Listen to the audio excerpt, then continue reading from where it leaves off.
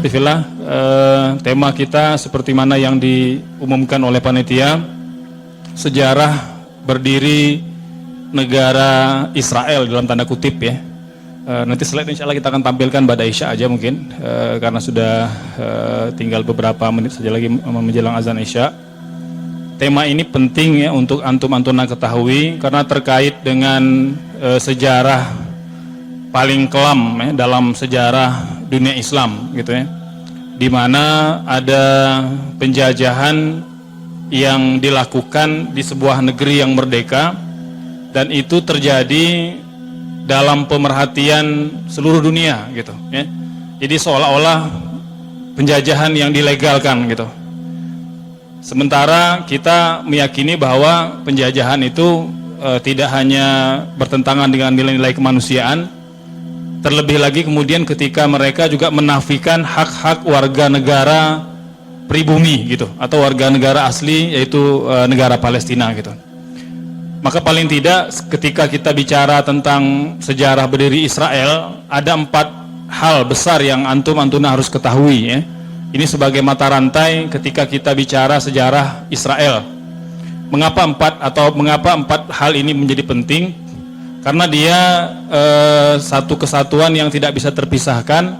Di sana kita akan bicara tentang Israel itu sendiri, kemudian Israel modern, kemudian kita juga akan berbicara tentang Zionis ya, serta diskursus seputar negara Israel dalam tanda kutip di Palestina gitu ya. Baik, ini mulai mungkin kita menjelang Isya ini kita akan bahas satu poin dulu ya, tentang Israel itu sendiri gitu. Kita sudah jelaskan pada 3 atau 4 kajian sebelum ini bahwa ketika kita mengatakan Israel, kemudian Bani Israel, negara Israel, kemudian Israiliyat, itu 4 hal serupa tapi tak sama gitu ya. Serupa tapi tak sama. Serupa karena dia diambil dari perkataan yang sama, Israel ya. Jadi Israel yang merupakan bahasa Ibrani, Isra artinya hamba, El artinya Allah. Jadi kalau kita mengatakan Israel adalah hamba Allah. Tapi ini berbeda kemudian ketika kita mencoba menderivasi dan mencoba mencari persamaan antara Israel sebagai hamba Allah dengan Israel modern pada hari ini. Nah, itu ada perbedaan. Kemudian dia juga berbeda dengan Bani Israel, berbeda pula dengan Israiliyat gitu ya. Sedikit kita mengurai apa yang telah disampaikan pada pertemuan terdahulu. Ketika kita mengatakan Israel ya, itu adalah gelar yang Allah Subhanahu wa Ta'ala berikan kepada Nabi Yakub alaihissalam ya. Gelar yang Allah berikan kepada Nabi Yakub alaihissalam. Isra artinya hamba, El artinya Allah dalam bahasa Ibrani ya. Jadi itu gelar yang Allah berikan kepada Nabi Yakub alaihissalam, seperti mana Allah juga memberikan gelar yang sama pada nabi-nabi terdahulu ya. Ibrahim misalnya Khalilullah, Musa Kalimullah, kemudian Rasulullah Habibullah, kemudian ada juga Khalilullah ya. Kemudian juga ada misalnya beberapa nama yang Allah beri yang Allah gelarkan kepada nabi-nabi terdahulu gitu ya. Contoh misalnya selain yang ada lafaz Allahnya, misalnya Allah juga memberi gelar kepada Rasul, misalnya ada perkataan Al-Amin ya. Kemudian juga ada perkataan As-Sadiq atau As-Saduq ya. Kemudian juga ada gelar yang diberikan kepada para sahabat seperti Siddiq ya. Nah, ini gelar-gelar yang memang diberikan sebagai penghormatan dan meninggikan derajat seseorang ataupun seorang nabi gitu. Nah, ikhwafillah, itu Israel ya. Jadi nama yang dinisbatkan kepada Nabi Yakub alaihissalam. Sementara kalau Bani Israel ini adalah keluarga atau keturunan Nabi Yakub alaihissalam yang dilahirkan dari keempat orang istrinya. Yang kita tahu bahwa Nabi Yakub itu punya 2 orang istri ya, dan dalam kebiasaan tradisi orang Israel dan orang-orang Arab itu ketika mereka menikah, mereka menghadiahkan suami mereka hamba-hamba atau pembantu mereka gitu, atau asisten rumah tangganya gitu. Itu dihadiahkan kepada suaminya, itu biasa dulu gitu ya. Nah kemudian begitu kedua istri Nabi Yakub itu Rahil dan Ilya itu menghadiahkan kedua pembantu mereka kepada Nabi Yakub alaihissalam, dan keduanya diperistri oleh Nabi Yakub alaihissalam. Nah dari 4 orang istri ini lahirlah 12 orang anak, 1 diantaranya adalah perempuan. Ya. Nah 12 orang anak ini awalnya disebut sebagai kabilah Ithna Asyariyah atau kabilah Ithna Asyar. Jadi kelompok atau anak-anak 12 karena dihitung dari jumlahnya gitu ya. Jadi 1 orang yang perempuan. Nah, sebutan Bani Israel itu dinisbatkan kepada 12 orang anak-anak Nabi Yakub alaihissalam. Nah, gitu. Jadi kalau kita katakan pada hari ini banyak ayat dalam Quran yang menyebut ya Bani Israel, ya, mislu Bani Israel dan seterusnya, itu dinisbatkan atau dirujuk itu kepada keluarga ataupun anak-anak Nabi Yakub alaihissalam. Ada 12 ya. Ini Bani Israel. Kemudian kalau kita katakan Israel pada hari ini ya, itu juga berbeda gitu ya. Karena kalau Israel ya, dalam pengertian modern orang-orang Yahudi atau orang Israel pada hari ini itu mereka mengkonotasikannya dengan negara gitu. Jadi kalau Israel harus negara gitu. Kalau bangsa Yahudi. Nah, jadi mereka mencoba memaksakan mengatakan bahwa kalau Israel itu harus negara.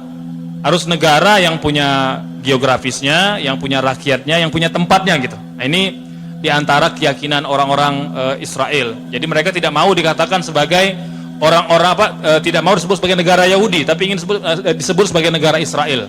Mengapa demikian? Apa latar belakangnya? Kemudian apa kaitannya dengan sejarah Israel itu sendiri? Insya Allah kita akan temukan jawabannya nanti pada Isya. Setelah kita break untuk menunaikan sholat Isya insyaallah. Astagfirullah. Assalamualaikum warahmatullahi wabarakatuh. Nah, ikhwafillah, sebelum kita lanjutkan ke tema kajian kita, sedikit Anda perlu menyampaikan mungkin satu hal penting ya. Jadi karena takhir al-bayan dan waktil hajah makruha gitu. Jadi menunda penjelasan penting pada sesuatu yang sangat urgen dibenci gitu. Jadi aneh memilih untuk menyampaikan segera biar antuna tahu gitu ya. Sekarang kan sedang polemik satu isu gitu ya, ketika ada viral foto laki-laki dan wanita sholat dalam satu shaf gitu ya, bahkan bersebelahan gitu, lagi viral banget. Bahkan beberapa yang DM serta WA pribadi ke saya gitu, dan sudah Ana jawab di beberapa akun sosmed gitu ya, dan sudah di-share juga sudah cukup banyak gitu ya. Jadi khawfillah terkait ini mungkin terlepas pada pilihan politik antum-antuna sekalian gitu ya. Jadi jangan diartikan saya menjadi jurkamnya 02 gitu ya. Tidak ada urusan dengan itu gitu ya. Jadi lebih penting adalah bagaimana kemudian ketika ilmu itu harus dijelaskan gitu. Jadi banyak yang mempermasalahkan bahwa sholatnya tidak sah gitu. Sholat tidak sah karena wanita laki-laki duduk atau berdiri dalam shaf yang sama gitu. Nah, ikhwafillah, sebenarnya hal ini kalau kita mengkaji bukan sesuatu yang baru gitu. Jadi ulama sudah memutuskan lama sebenarnya gitu. Memutuskan lama terkait dengan shaf sholat gitu ya, terkait dengan shaf sholat laki-laki atau wanita. Dalam beberapa tema hadis ataupun asar para sahabat itu biasanya antum bisa yang ngerti bahasa Arab ya, bisa nyari keyword hukmu wukuf ar-rijal wan nisa fi shaffin wahid. Nah gitu. Jadi apa hukumnya laki-laki dan wanita yang duduk dalam satu shaf yang sama atau sholat di shaf yang sama gitu. Yang pertama, ikhwafillah, perlu antum ketahui bahwa ketika kita bicara shaf, hadis Imam Muslim kan mengatakan khairus sufufur rijal awwaluha wa syarruha akhiruha, kata Rasul. Shaf laki-laki yang terbaik itu shaf yang terdepan, yang paling buruk shaf yang paling belakang. Itu kata Rasul. Jadi khairus sufufur rijal awwaluha wa syarruha akhiruha, kata Rasul. Jadi laki-laki itu shaf yang terbaik mereka itu yang terdepan. Paling dekat sama imam, semakin dekat ke imam semakin baik. Semakin jauh dari imam semakin buruk. gitu. Terlebih jika memang sengaja melambat-lambatkan sholat, gitu. Sementara kata Rasul, kalau wanita, wa khairus sufufin nisa akhiruha wa syarruha awwaluha, gitu. Jadi kebalikannya. Kalau sop wanita itu yang paling baik, yang paling belakang gitu. Ya pokoknya yang paling jauh dari imam. Itu sop yang terbaik kalau wanita. Dan yang paling buruk, yang paling dekat ke imam gitu. Apalagi memang sengaja dekat dengan imam gitu misalnya, atau dekat ke jemaah yang laki-laki. Nah, ini dari sini ulama mengatakan jika berbicara posisi, maka terbaik memang dipisah. Laki-laki di sop laki-laki, wanita di sop wanita, terpisah. Itu yang terbaik. Dan ulama 4 mazhab sepakat mengatakan sop yang terbaik, sop yang terpisah, laki-laki wanita itu terpisah. Tapi ada kalanya memang beberapa situasi tertentu membuat sop itu bercampur, dan bercampurnya tidak disengaja. Contoh misalnya ketika pelaksanaan haji atau umroh, ketika manusia berkumpul sebanyak 3-4 juta orang dalam satu lokasi, gitu, sehingga memang kadang-kadang tidak bisa mengambil hal-hal yang ideal gitu, nggak bisa memisahkan sop gitu. Jadi akhirnya ya yang paling aman, yang paling dekat, yang paling mudah itu mereka sholat di mana mereka nyampe, gitu. Walaupun di kiri kanan itu berlainan jenis atau berlainan kelamin, gitu. Nah, ikhwafillah, Imam An-Nawawi rahimahullah dalam buku beliau dalam buku beliau Al-Majmu' fi Syarhil Muhazzab. Nah, ini diantara buku terbaik ketika menjelaskan hukum fikih, gitu ya. Walaupun Imam An-Nawawi ini bermazhab Syafi'i, tapi dalam hal ini beliau mengatakan bahwa pendapat ini juga dia dipegang oleh Imam Malik dan kebanyakan para ulama. Apa yang mereka katakan? Beliau mengatakan bahwa apabila seorang wanita atau laki-laki sholat dan di sampingnya ada wanita yang juga sholat, maka sholatnya sah ma'al karohah, kata. Jadi sholatnya makruh tetapi tetap sah, gitu. Baik sholat laki-lakinya yang tidak hukumnya artinya sholat laki-laki tidak batal dan sholat wanita juga tidak batal. Jadi sholat mereka kedua-duanya tidak batal, gitu. Baik disengaja ataupun tidak disengaja, hal ini tidak membatalkan sholat. Karena apa? Karena berdirinya wanita laki-laki dalam satu shaf itu tidak termasuk hal yang membatalkan sholat, gitu. Ini pendapat mayoritas para ulama, termasuk dalam mazhab Maliki dan mazhab Syafi'i, gitu. Antum bisa lihat ini di buku beliau Al-Majmu' Al-Syarhil Muhazzab. Nah, ikhwafillah, dari sini kemudian ulama mengatakan bahwa karena dia sah, gitu ya, maka karena dia bertentangan dengan zahir hadis sehingga hukumnya makruh, gitu. Hukumnya makruh sholat yang bercampur sop laki-laki wanita, tapi tidak sampai membatalkan sholat, tidak sampai membatalkan sholat. Nah, jadi berhentilah berpolemik, gitu. Jadi alhamdulillah beberapa teman-teman ketika ketika dijelaskan jadi paham, gitu. Jadi paham bahwa ternyata hal ini tidak membatalkan. Hanya mungkin ikhwafillah, hal ini mungkin tidak terbiasa atau mungkin tidak lumrah terjadi di Indonesia, gitu. Memang kita bertahun-tahun sholatnya terpisah, gitu ya. Karena memang belum pernah ada orang berkumpul dalam satu lokasi sebanyak itu, gitu. Maka jangan dilihat pada tataran idealnya, gitu. Karena itu memang sangat insidental, gitu.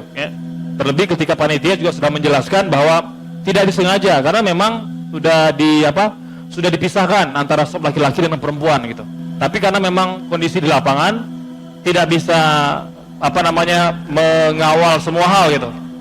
Dan pribadi jujur saya katakan, kalau saya hadir ketika itu bersama istri saya, dalam kondisi orang sebanyak itu, maka lebih aman memang saya ajak istri saya sholat bersama saya, gitu. Itu lebih aman, gitu. Terlebih jika dia masih kecil, masih remaja, ya kalau orang sebanyak itu, gitu ya, dan kita pergi juga tidak berangkat bareng-bareng, gitu ya, dan kalau misalnya terpisah tentu akan menyusahkan, gitu. Maka dalam kondisi seperti itu, kita memilih pendapat bahwa bolehnya sholat bercampur antara laki-laki dan perempuan dalam kondisi tertentu, gitu. Jadi semoga antuna tidak berpolemik, gitu ya, tidak lagi saling jawab, ya. Kalau misalnya masih bingung ya tinggal antum forward saja. Kalau misalnya ada beberapa website yang saya lihat sudah mulai memberikan jawaban panjangnya gitu. Kalau yang ringkas mungkin bisa kalau mau bersilaturahim ke Facebook saya silakan, Ardiansa Asri Hussein. Tinggal di forward saja. Alhamdulillah juga sudah puluhan kali sudah di-share gitu ya. Dan juga sudah dimuat di beberapa media. Ringkas bagaimana kemudian kita meletakkan memposisikan posisi hukum ya, posisi sholat antara laki-laki dan perempuan dalam shop yang sama gitu. Baik, ikhwafillah.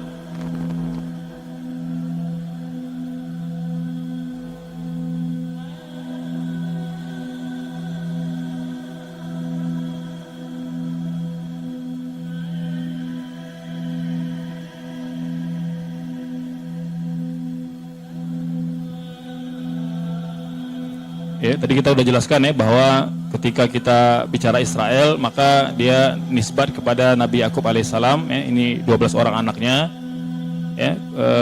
Yang paling penting ketika kita sebut Israel maka antum harus tahu ya bahwa sejarah Israel itu ditulis 15 abad setelah meninggal Nabi Musa alaihissalam, sehingga sangat mungkin terjadi distorsi dan pemalsuan ya, di sana sini. Kemudian perjanjian lama, perjanjian baru atau Talmud itu tidak memaparkan sejarah Baitul Maqdis atau sejarah Bani Israel itu antara zaman Nabi Adam sampai Ibrahim alaihissalam. Karena apa? Karena memang pada masa ini belum ada yang disebut sebagai Bani Israel gitu. Distorsi sejarah yang dilakukan oleh Zionis Yahudi ini saya sampaikan pada pertemuan terdahulu ya, kesimpulannya biar antum tidak ingat tidak lupa gitu ya. Jadi biar masih nyambung dengan kajian kita pada hari ini. Yahudi Bani Israel tidak melaksanakan perintah Allah Subhanahu wa taala sehingga Allah cabut legitimasi dan mandat risalahnya gitu. Ini berlaku pada semua bangsa atau semua umat yang melanggar perintah Allah Subhanahu wa taala. Kita tahu ada kaum Ad, kaum Samud dan kaum-kaum sebelum Islam itu pernah Allah hancurkan karena mereka menentang perintah Allah. Yahudi ditunggangi gerakan Zionis internasional, Yahudi Ortodok menolak gerakan Zionisme dan menolak ideologi tanah yang dijanjikan. Nah, itu diantara poin-poin pentingnya gitu. Nah, ikhwafillah, juga kesimpulan terkait dengan Yahudi ya. Jadi Yahudi pada hari ini yang ada di dunia ya, itu bisa dikatakan 99% itu bukan Yahudi yang ada pada zaman Nabi Musa alaihissalam dan bukan pula Yahudi yang ada pada zaman Nabi Yusuf alaihissalam. Kebanyakan mereka ini adalah keturunan Tatar yang menempati wilayah Kaukasus. Kita tahu bahwa ketika Allah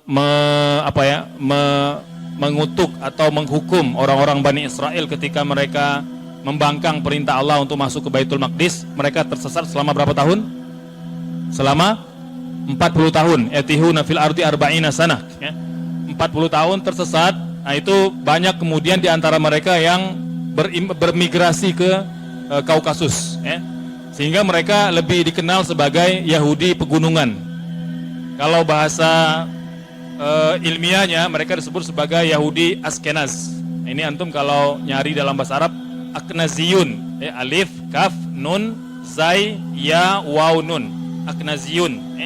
Kalau dalam bahasa Latin Askenaz. Ini mempunyai nenek moyang Eropa Timur non Yahudi. Eropa Timur non Yahudi. Nah, ini kalau yang ada sekarang gitu. Ini 99% itu bukan lagi Yahudi Nabi Musa dan bukan Yahudi Nabi Yusuf alaihissalam. Ini yang tinggal tuh memang yang membangkang semua ini yang ada sampai hari ini. Yahudi adalah sebuah bangsa yang pernah ada di dunia ini dan pernah mendapatkan amanah risalah kenabian. Tidak memiliki hubungan keimanan dan sejarah dengan nabi-nabi terdahulu. Kita udah jawab banyak di banyak kajian ya terkait dengan klaim-klaim mereka mengatakan bahwa mereka pewaris Nabi Yakub, pewaris Nabi Sulaiman, pewaris Nabi Ibrahim dan lain sebagainya. Orang-orang Yahudi masa kini membawa pemikiran Zionisme gitu. Ini yang diantara menjadi masalah terbesar orang-orang Yahudi pada hari ini. Walaupun saya tidak mengatakan bahwa semua orang Yahudi hari ini itu sesat gitu ya.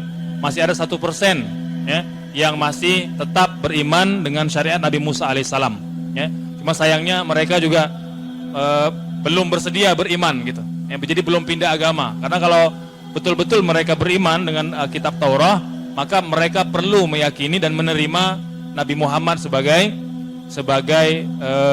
nabi akhir zaman yang membawa risalah, penutup risalah atau penyempurna risalah nabi-nabi terdahulu. Dan pada hari ini Yahudi ini juga didominasi oleh orang-orang ateis, karena bagi mereka agama itu tidak lagi penting. Yang penting bagaimana pemeluknya itu melayani kepentingan Zionisme, yaitu menguasai dunia, terutama Arab. Baik, itu sekilas tentang Yahudi modern gitu ya. Tadi ingin saya jelaskan juga tentang Israel, antara entitas dan negara, antara bangsa, antara suku, antara ras dengan negara gitu ya. Baik, kita memahami bahwa dari banyak literatur dan literasi yang ditulis oleh para ulama, Israel itu suku bangsa, agama atau entitas gitu ya. Dia bukan negara gitu. Nah, sekarang yang coba dipaksakan oleh orang-orang Yahudi atau Zionisme ini adalah mereka ingin memaksakan ketika nyebut Israel itu negara gitu. Padahal mereka adalah bangsa tanpa negara gitu ya. Bahkan pada hari ini kalau kita baca misalnya di antara NGO Yahudi ya, yang cukup berkembang pesat di Eropa itu, misalnya ada IJAN gitu ya, atau misalnya Naryakarta gitu ya. Ini di antara ormas Yahudi yang menolak Zionisme gitu ya. Bahkan mereka mengatakan ide pendirian negara atau memaksakan orang Yahudi punya negara itu ide Zionisme gitu, tidak ada kaitan dengan agama Yahudi gitu ya. Nanti kita akan jelaskan apa aja di antara ormas dan gerakan yang menolak Zionisme ini gitu. Yang ketiga, syariah Yahudi tidak mensyariatkan pendirian agama, apalagi definitif menyebutkan Palestina. Bahkan Yahudi yang menggerakkan gerakan anti Zionisme juga mengatakan bahwa kalaupun mereka setuju mendirikan negara itu belum boleh ditegakkan sampai datang Isa Al-Masih. Nah, itu di antara doktrin lama mereka gitu. Jadi kalaupun mau mendirikan negara itu belum boleh didirikan, bahkan haram hukumnya orang Yahudi mendirikan negara sebelum datang Isa Al-Masih gitu. Jadi mereka masih meyakini juga Isa Al-Masih sebagai penyelamat mereka gitu ya. Jadi berbeda dengan keyakinan kita umat Islam bahwa Nabi Isa alaihissalam itu betul akan diturunkan kembali ya, tetapi bukan kemudian menolong orang-orang Yahudi secara definitif ya, tapi justru menolong orang-orang beriman ketika Nabi Isa alaihissalam itu memperkuat pasukan Imam Mahdi ya. Ide pendirian negara ya, ini baru muncul kapan? Ketika Theodore Herzl menulis buku tentang negara Yahudi. Ya, sebelum itu ada seniornya yang bernama Nebraum ya. Ini juga pencetus ide negara Yahudi. Jadi ide pendirian negara ini merupakan reaksi atas penindasan etnis Yahudi di Eropa dan ambisi para tokoh Zionisme gitu. Kita udah cerita banyak ya bahwa orang Yahudi ini kan ketika mereka berhijrah ke Eropa, mereka menumpang pendatang tapi bermental penjajah ya, sehingga kemudian dipersekusi, ditolak di Eropa, sehingga ada gerakan antisemit di Eropa gitu ya. Jadi ketika orang mengatakan Islam tidak toleran, belum pernah Islam itu menolak orang Yahudi gitu. Tapi orang Eropa menolak orang Yahudi di Eropa gitu ya. Ya terlepaslah dengan alasan bahwa orang Yahudi itu menjajah di negeri orang lain. Nah, ikhwafillah, ini yang kemudian menjadi motif mengapa kemudian orang-orang Yahudi merasa terdesak. Mereka berharap ada tempat berlindung, maka muncullah ide pendirian negara ya. Jadi ide negara Israel ditentang oleh Yahudi di Eropa. Baik, Zionisme ini gerakan politik Yahudi sekuler yang menginginkan berdirinya negara Yahudi di atas Bukit Zion di Palestina dan sekitarnya gitu. Ini kalau kita bicara Zionisme. Gerakan ini dilatar belakangi klaim sepihak Yahudi atas tanah Palestina seperti tercantum dalam kitab Talmud. Ingat ya, mereka tidak pernah berani menyebut kitab Taurat. Karena apa? Karena memang kitab Taurat tidak pernah menyebutkan tentang perlunya orang Israel mendirikan negara. Itu nggak ada dalam kitab Taurat. Yang ada dalam kitab Talmud ya. Dan kitab Talmud adalah kitab yang dikarang oleh pendeta-pendeta Yahudi yang awalnya berasal dari kitab tafsir atas kitab Taurat, tapi karena disusupi oleh ambisi dan nafsu para pendeta serta para tokoh-tokoh Yahudi yang beraliran Zionisme, sehingga Talmud itu akhirnya dibuat sesuai dengan kepentingan dan ambisi mereka. Ya. Dibuatlah tentang negara, tentang kewajiban mendirikan negara, perlunya orang-orang Yahudi di Eropa itu untuk pulang ke tanah yang dijanjikan dan lain sebagainya, termasuk Haikal ataupun kuil Sulaiman. Ya. Zion merupakan nama sebuah bukit yang terletak di barat daya Al-Quds atau Yerusalem. Orang-orang Yahudi percaya di bukit ini Nabi Sulaiman telah membangun istananya dan menyimpan hartanya yang banyak serta menyimpan kekuatan magis. Itu Zionisme. Ya, ini Birnbaum, ya, Nathan Birnbaum. Jadi sebelum Theodor Herzl, ini Nathan Birnbaum ini tokoh Yahudi pertama yang mempopulerkan istilah Zionisme sehingga menjadi gerakan politik. Ya.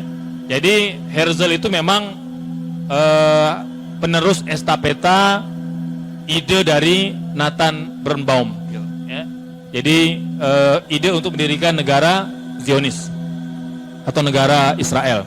Ambisi Nathan didukung sejumlah tokoh Yahudi seperti Yehuda Kalach. Ya. Jadi ini melemparkan gagasan negara Israel di Palestina. Ya. Termasuk Moses Hess, ini seorang Yahudi Jerman. Ya. Jadi beliau ini yang termasuk tokoh Yahudi yang punya jaringan ke sejumlah jutawan, ya, teknokrat serta bilioner dunia gitu. Ya. Sehingga Yahudi cukup dana dan cukup amunisi yang banyak ya untuk menyebarkan agenda mereka gitu. Ya. Baik, ikhwafillah, ini di antara tulisan ya yang dimuat gitu ya dalam dalam keyakinan Zionisme gitu, bahwa pertanyaan utama kelompok Yahudi Zunia adalah pertanyaan politik tentang kebutuhan akan adanya kesatuan negara dan wilayah yang menaungi warga dan kepentingan Yahudi. Ini yang menjadi dasar orang-orang Yahudi mendirikan negara pada hari ini, dan ini tidak termaktub dalam kitab Taurat, tidak pula dalam kitab-kitab Yahudi yang terdahulu gitu. Ya. Ada dalam kitab Talmud, kemudian ditulis kembali oleh Herzl dan oleh Nathan gitu. Ya.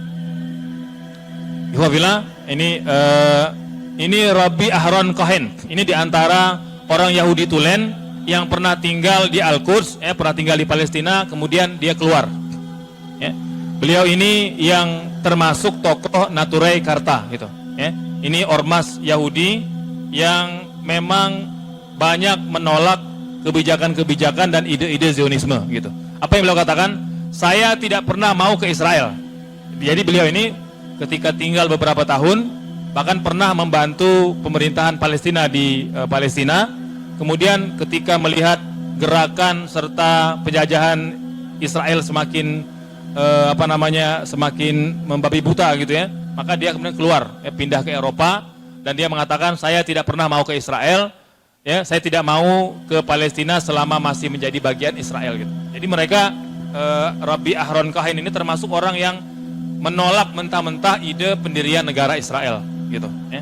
Bahkan beliau termasuk orang yang menolak ide two state solution. Nanti bisa bayangkan ya, seorang Yahudi Tulen itu justru menolak ide solusi dua negara. Ya. Bagaimana mungkin ada pemimpin di negara mayoritas Muslim ya, setuju mengatakan ide negara solusi dua negara gitu. Ya. Antum perlu tahu gitu ya. Jadi bahwa rezim itu setuju gitu ya, setuju solusi dua negara gitu. Sementara orang Yahudi sendiri mengatakan tidak akan mungkin bisa langgeng dan bisa dibenarkan solusi dua negara gitu. Ya, karena dari orang yang tidak punya hak terhadap tanah itu kemudian tiba-tiba mau diberikan hak untuk mendirikan negara. Ini sedikit penjelasan. Jadi Naturei Karta ini adalah sekte yang menentang dan bahkan membubarkan negara Israel, ingin membubarkan negara Israel. Ya. Jadi kalau bahasa Aramaiknya itu artinya para penjaga kota, gitu. Ya. Ini merupakan kelompok religius Yahudi Haredi. Ini diantara sekte Yahudi. Yahudi itu ada banyak sektenya ya, ada puluhan sektenya. Nah, sekte Yahudi Haredi ini termasuk yang paling taat dan paling kuat mempertahankan ajaran kitab Taurat, gitu. Ya, jadi kalau antum ingin tahu Ahlus Sunnahnya Yahudi, ini nih Yahudi Haredi gitu, ya, yang betul-betul mempertahankan ajaran ajaran Taurat gitu. Yahudi Haredi adalah salah satu bagian dari agama Yahudi Ortodok yang dicirikan menolak segala jenis budaya sekuler atau modern gitu ya. Ini termasuk juga mereka menolak berdirinya negara ya, sampai datangnya juru selamat alias Mesias ya, atau Nabi Isa alaihissalam ya. Jumlahnya memang tidak dapat diketahui, tapi berdasarkan catatan dari beberapa situs gitu ya, saya dapatkan itu ada 5.000-an anggotanya gitu ya. Dan kebanyakan mereka tinggal di Eropa, New York dan London gitu ya. Israel hanya beberapa aja gitu ya. Ini secara garis besar mereka ini adalah berketurunan Hongaria ya. Hongaria yang bahkan telah menempati kota Yerusalem itu sebelum atau Al-Quds itu jauh sebelum Yahudi modern seperti Herzl dan kawan-kawannya dan dan konco-konconya itu bermigrasi ke Palestina gitu. Jadi mereka termasuk orang yang paling awal nih, yang paling awal menempati wilayah Palestina gitu. Dan jumlah mereka tidak banyak ya, sedikit sekali. Karena total orang Yahudi itu ketika awal-awal Sultan Abdul Hamid II itu mencatat hanya 5.000 orang. Ya, hanya 5.000 orang. Sementara Muslim pada waktu itu sudah mencapai hampir 600.000 orang. Ya, jadi 5.000 dengan 600.000 gitu. Ya. Jadi memang sedikit atau jomplang banget perbandingannya gitu. Ya. Kemudian Naturi Karta ini didirikan oleh Rabbi Amram Blau dan Rabbi Aharon Kasnebolgen ya. Ini diantara orang yang paling aktif ya, menyuarakan kemerdekaan Palestina, termasuk dua orang ini pernah membantu Presiden Yasser Arafat, ini presiden pertama Palestina ya. Kemudian cuma mereka ini termasuk termasuk ormas yang paling dibenci oleh orang-orang Eropa modern pada hari ini ya, karena mereka termasuk Yahudi yang masih kuat menolak ide berdirinya negara Israel dan menolak ide Zionisme gitu ya. Ini ketika ada pertemuan dengan orang Iran ya, dengan presiden Iran, itu mereka mengatakan apa? Kami bangsa Yahudi yang nyaris punah akibat Holocaust tidak pernah menggunakan peristiwa ini untuk kepentingan pribadi kami. Nah, itu orang Yahudi Haredi gitu. Sementara Yahudi modern yang hari ini menjajah Palestina itu mereka menunggangi isu Holocaust. Apa tujuannya? Untuk menyalahkan Eropa, menyalahkan Jerman agar memberikan kompensasi terhadap pembantaian yang mereka alami ketika era Hitler gitu. Ya, jadi mereka mempolitisir isu itu ya. Kita udah bicara panjang ya tentang Holocaust ini. Di samping karena mereka membesar-besarkan isu Holocaust itu, yang kedua juga mereka memanipulasi datanya gitu. Pertama, betul ada banyak orang Yahudi yang mati di Jerman ya. Tapi tidak semuanya itu mati karena dihukum oleh Hitler. Kebanyakan justru karena apa? Pasca Perang Dunia ya, itu di Jerman sedang berkembang penyakit menular gitu. Sehingga yang kena itu banyak orang Yahudi gitu ya, banyak orang Yahudi pasca perang, sehingga Hitler ini bikin kebijakan mereka dikarantina di kamar uap ya. Ketika dikarantina itu banyak yang mati gitu. Nah, oleh orang-orang Yahudi itu mereka blow up ya, mereka politisir, Hitler membantai orang Yahudi gitu ya. Itu satu. Yang kedua, mereka juga memanipulasi data. Kalau kata Dewan bukan Dewan ya, Bulan Sabit Merah Internasional gitu ya, itu mengatakan bahwa jumlah orang Yahudi yang mati itu tidak lebih dari 60.000 orang ya. Paling banyak itu ya sampai 100.000 gitu. Tapi oleh orang Yahudi itu di blow up menjadi 6 juta ya, jauh banget ya, 60.000 jadi 6 juta gitu. Nah, angka 6 juta inilah yang kemudian dipolitisir oleh Yahudi, oleh Zionisme, dikampanyekan ke dunia Eropa, ke Barat, bahwa Eropa harus bertanggung jawab, harus beri kompensasi, harus ganti rugi nih, pembantaian, kerugian yang kami alami di Eropa. Maka mereka mendesak diberikan kompensasi berupa negara gitu. Ya, maka oleh Inggris dijanjikanlah ya, ada 4 negara ya, yang kita cerita, ada Mozambik, Uganda, Argentina, Palestina gitu. Walaupun pada akhirnya mereka memilih Palestina ya. Kemudian ya, Rabi Harun ini pernah diwawancara, ditanya gitu ya, mengapa beliau ini menolak Zionisme ya, kata beliau, karena Yudaisme dan Zionisme itu 2 hal yang berbeda gitu. Agama Yahudi dengan Zionisme itu berbeda katanya gitu. Yudaisme ini katanya agama yang sudah berusia 3.500 tahun. Sementara katanya kalau Zionisme itu muncul belakangan ya, abad 19, abad 20 ya, ketika Herzl mengembangkan isu ataupun kampanye negara Israel gitu ya. Kemudian katanya kami harus menerima perintah Tuhan sebagai salah satu kewajiban dalam agama kami, dan mengatakan bahwa tanah suci itu memang pernah dijanjikan kepada kami, tapi dengan syarat-syarat tertentu. Dan kata beliau, Bani Israel mengabaikannya, melanggar syarat-syarat itu gitu. Kita ada cerita tentang bagaimana Allah memerintahkan Nabi Musa untuk masuk ke Baitul Maqdis, mengajak Bani Israel. Tapi apa jawaban Israel? Izhab anta wa rabbuka faqatila innaha huna qaidun. Nah, itu pembangkangan mereka terhadap perintah Nabi Musa dengan mengatakan, wahai Musa, pergilah engkau bersama Tuhanmu, perangi mereka orang-orang Romawi yang ada di Baitul Maqdis, kami nunggu di sini. Gitu. Itu diantara kebiadaban dan kekurang ajaran orang Yahudi. Dan Rabi Harun ini termasuk orang yang meyakini bahwa itu pelanggaran. Ketika itu dilanggar, maka janji mereka masuk ke Baitul Maqdis itu sudah diangkat oleh Allah, sudah dibatalkan. Gitu, ya.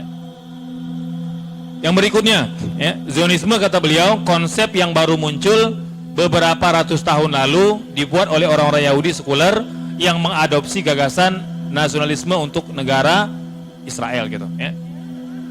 Ini beberapa gambar gerakan mereka menentang Zionisme di Eropa. Gitu, ya. Jadi dia juga ditanya, mengapa sih orang-orang Yahudi itu sebagian akhirnya tertarik dengan Zionisme? Kata beliau, karena apa? Karena memang gerakan Zionisme ini pertama kali muncul, hampir 100% orang Yahudi katanya, dan otoritas agama menolak Zionisme ketika awal-awal katanya. Ya.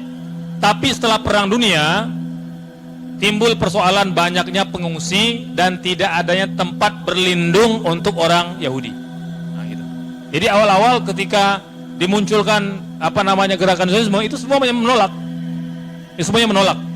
Tapi kemudian setelah Perang Dunia, terlebih setelah pembantaian Yahudi di Jerman, sehingga mereka dipersekusi di Eropa, kemudian ya kayak orang lagi putus asa gitu ya, maka tidak ada cara lain selain akur dengan ide kita mencari tempat suaka berlindung untuk orang-orang Israel di Eropa gitu, orang-orang Yahudi di Eropa, ya.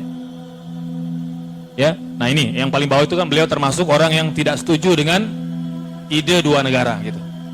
Jadi ide yang sekarang digelontorkan oleh oleh Mesir, ya, oleh Arab Saudi, Dubai, Emirat, Oman, sebagian besar negara Islam di Arab, termasuk Indonesia yang setuju terhadap solusi 2 negara. Jadi intinya akur dengan Israel, dengan Yahudi, bahwa kita perlu mendirikan 2 negara berdampingan dalam satu wilayah geografis, gitu. Ya.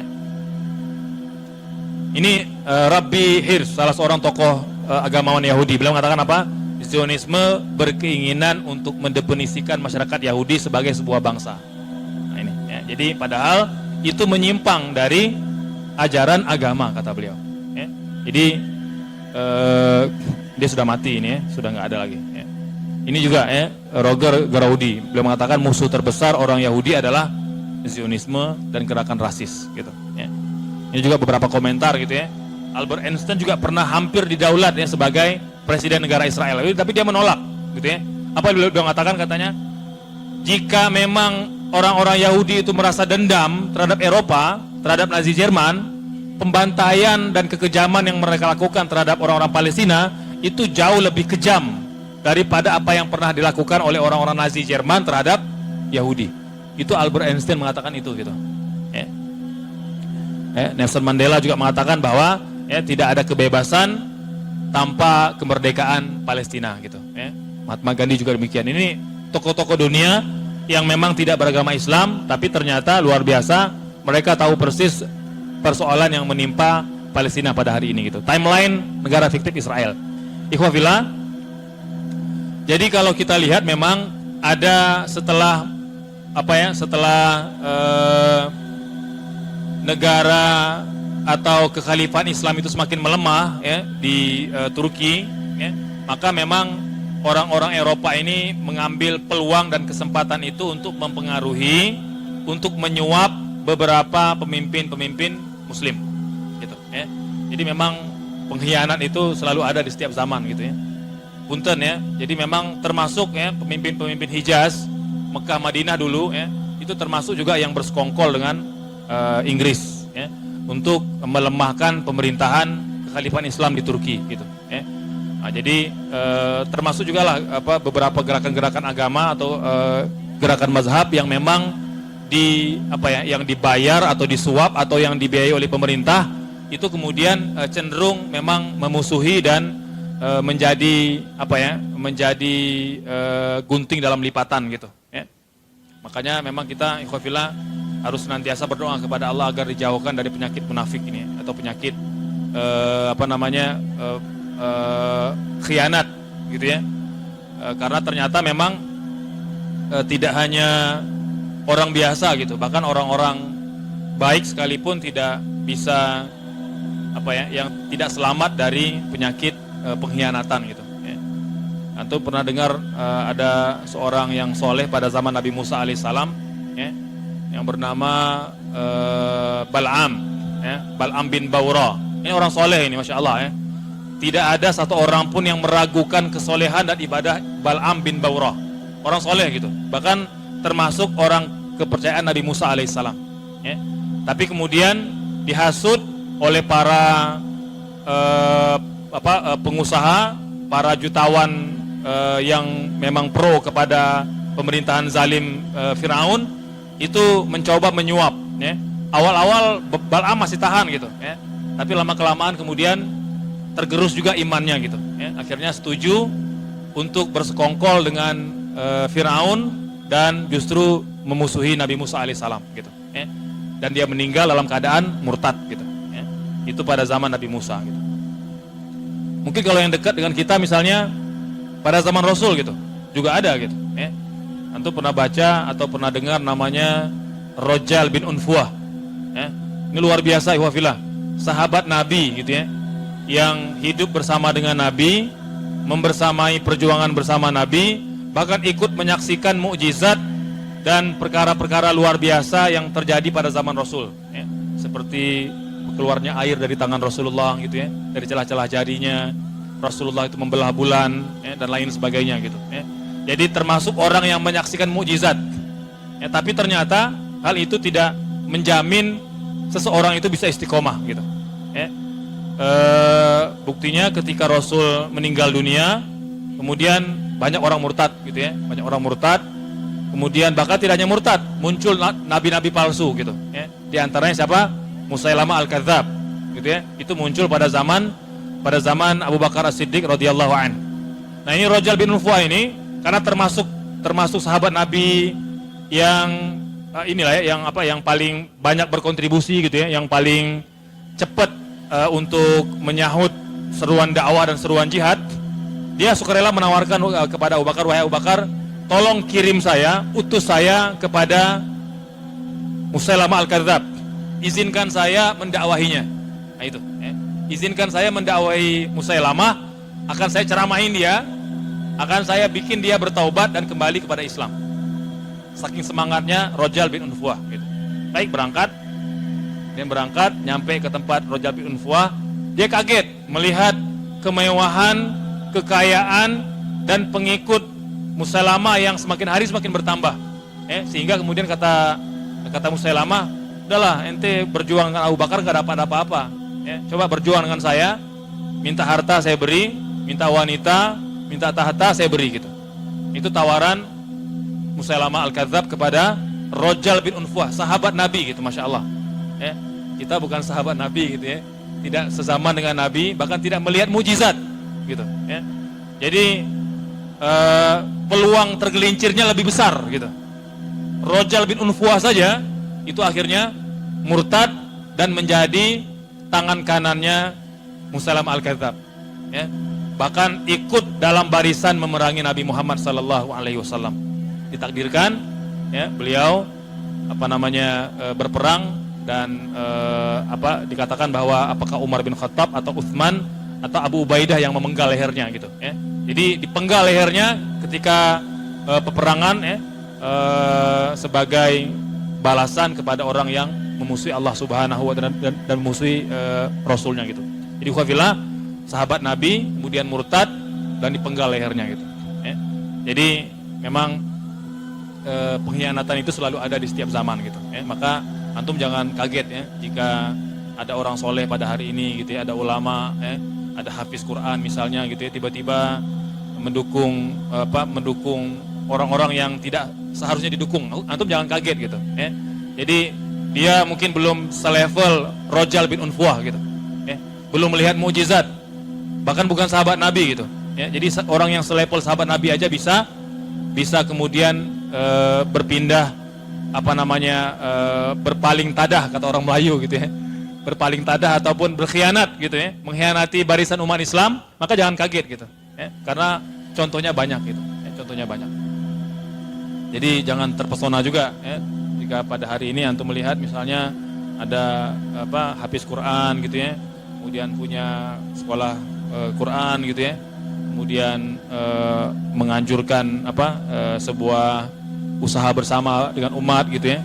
Nah, tapi kemudian ternyata membersamai orang yang tidak seharusnya dibersamai gitu, ya. Maka jangan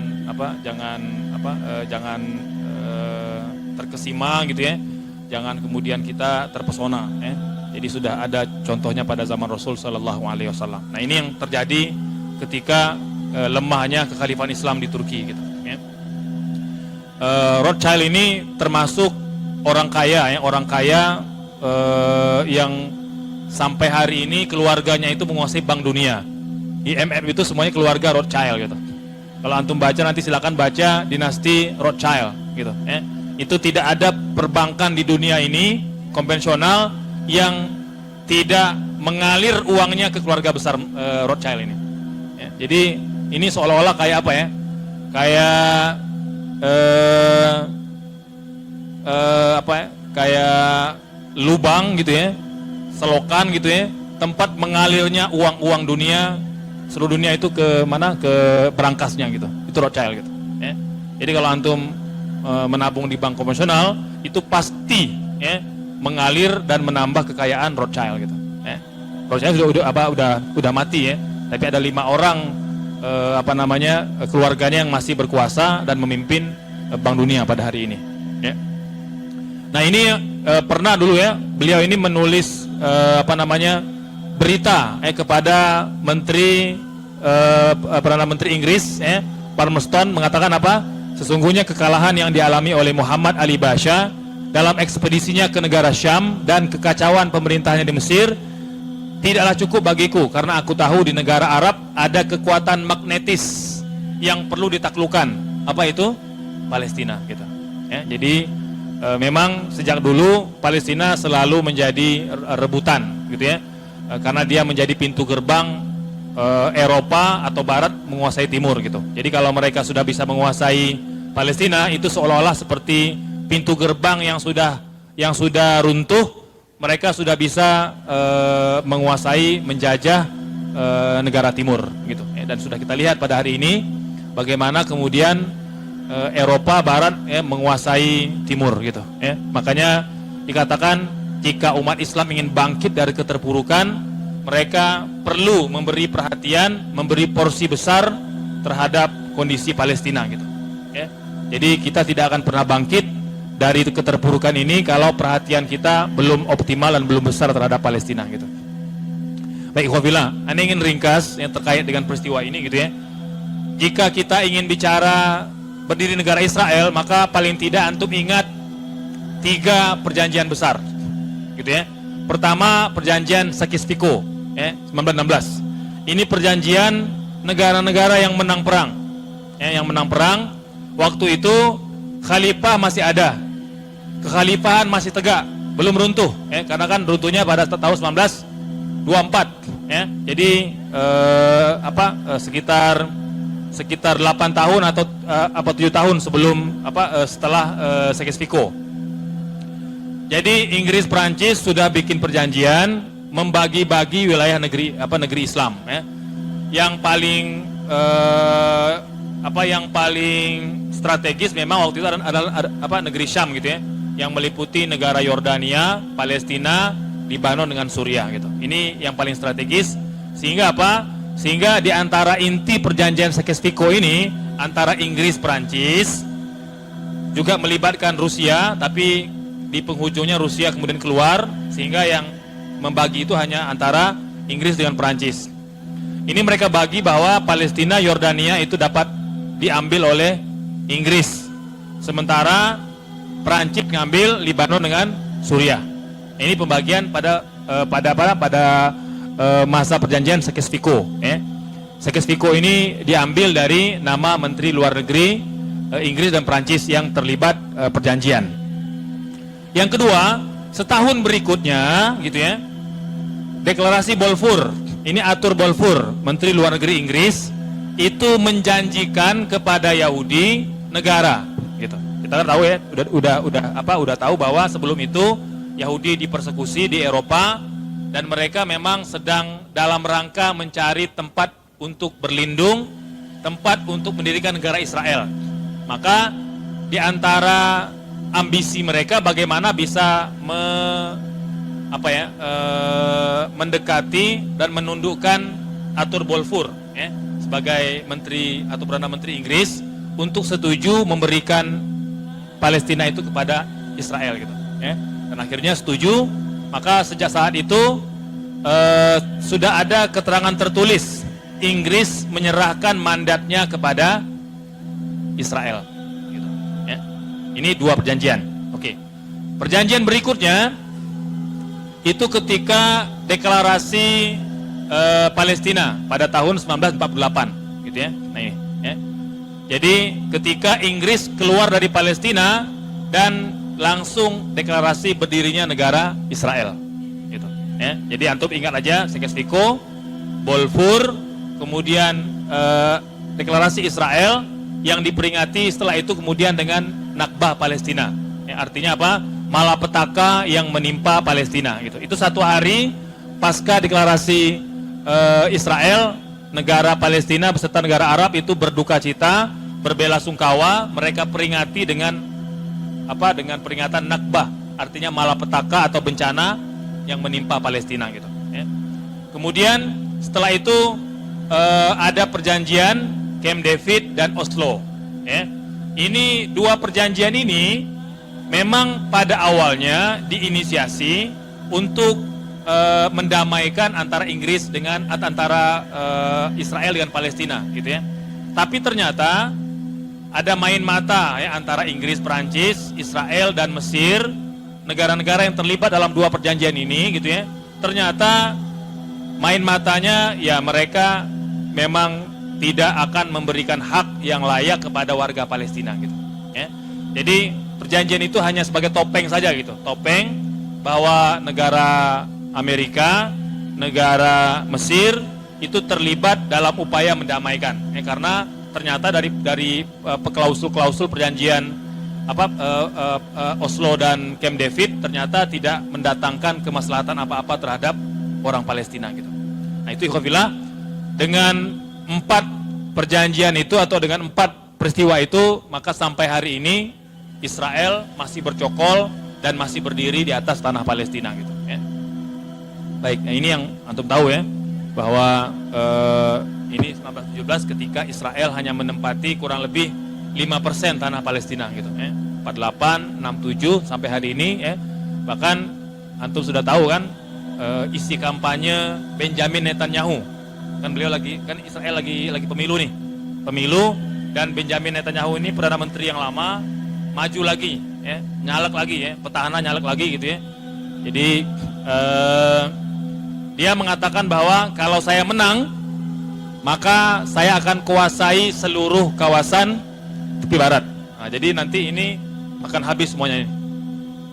ini akan habis semua, akan menjadi milik Israel. Itu janji kampanye Netanyahu kepada warga Israel. Dan memang biasanya janji kampanye itu laku, gitu ya. Nah, jadi laku ya, seperti memang petahana yang lagi jualan ya, lagi jualan kampanye juga sekarang.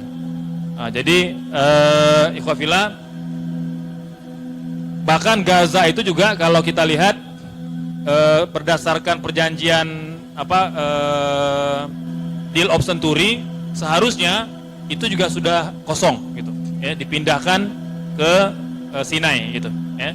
Nah, tapi alhamdulillah dengan perlawanan rakyat Gaza sampai hari ini Deal of Century itu tidak mampu direalisasikan oleh Amerika, oleh Israel serta negara-negara yang mendukungnya termasuk Arab Saudi dan Mesir ya. Baik, ikhwafillah, ini 8 hoax seputar Israel gitu ya. Bentar ya, ikhwafillah. Nah, ini penting sekali antum ketahui.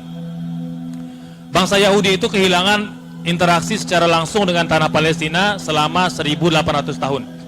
Jadi mereka memang lama sudah tidak meninggal, sudah tidak menetap dan meninggal, menetap dan tinggal gitu ya, atau berdomisili di Palestina itu selama 1800 tahun gitu ya. Nah, ini perkembangan populasi Yahudi sejak kembali masuk ke Palestina sekitar tahun 1771 ini masih kekhalifahan Islam di Turki ya. Itu jumlah mereka tidak lebih dari 55.000 saja gitu ya. Jadi dan kebanyakan yang pada hari ini adalah orang-orang yang bermigrasi dari Eropa gitu. Jadi jumlah mereka sedikit. Nah, ini ya. Ini perbandingan jumlah orang Yahudi ketika khilafah masih ada sampai kemudian pada tahun 48 itu sekitar 646.000 ya, dan sekarang jumlahnya berapa? Ada yang tahu? Berapa jumlah orang Yahudi di Palestina? Berapa? Jumlahnya sekitar 6,5 juta jiwa gitu. Ya, bahkan ada yang mengatakan 8 juta jiwa. Ya, tapi yang valid hitungan saya itu sekitar 6 juta jiwa gitu. Jadi berapa ratus kali lipat gitu ya migrasi orang-orang Yahudi yang kembali ke Palestina dengan ide Zionisme gitu ya. Baik, ikhwafillah, maaf ya. Nah, ini ikhwafillah ya. Jadi lini masanya sebelum kita buka diskusi dari mulai Sekes Fiko, Balfour ya, kemudian penghapusan kekhalifahan Islam di Turki, kemudian revolusi Burok ya, ini ketika orang-orang Palestina bersama dengan negara Arab itu bersatu melawan Israel ya. Tapi kemudian kalah ya, kemudian berlaku perang dunia, terbentuknya PBB ya. Kemudian setelah itu muncul resolusi 181 ya, yang membagi wilayah Palestina secara sepihak gitu ya. Tanpa ada perundingan, PBB langsung aja bagi wilayah Palestina menjadi 2 gitu ya. Jadi sebagian itu milik Israel, sebagian milik Palestina gitu ya. Kemudian berdirinya negara Israel pada tahun 1948 gitu. Ini 8 hoaxnya kok nggak kelihatan ya. Baik, Anda rasa itu mungkin sebagai mukadimah, nanti kita buka diskusi, nanti akan Anda sampaikan beberapa hal sebagai tambahan. Assalamualaikum warahmatullahi wabarakatuh. Bismillahirrahmanirrahim. Ya, akan dibuka sesi diskusi dan tanya jawab untuk 2 orang dulu dari Ikhwan dan juga 2 orang dari Akhwat. Dari Ikhwan dulu, ada yang ingin bertanya atau ingin didiskusikan? Apa yang mungkin tadi ada info yang juga lebih diketahui oleh para jemaah, silakan. Atau dari Ahwat, silakan. Insyaallah.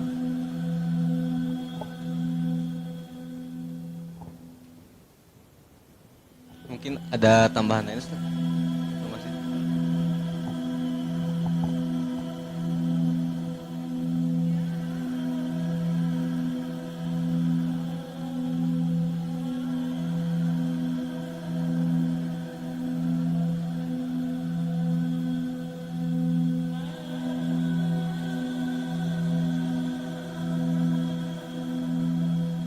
Tambahan penting ya. Jadi ketika orang-orang banyak menyebarkan hoak seputar bahwa Sultan Abdul Hamid II itu ikut berkhianat gitu, bahkan ikut menjual Palestina kepada Inggris dan selanjutnya dijual kepada mana? Kepada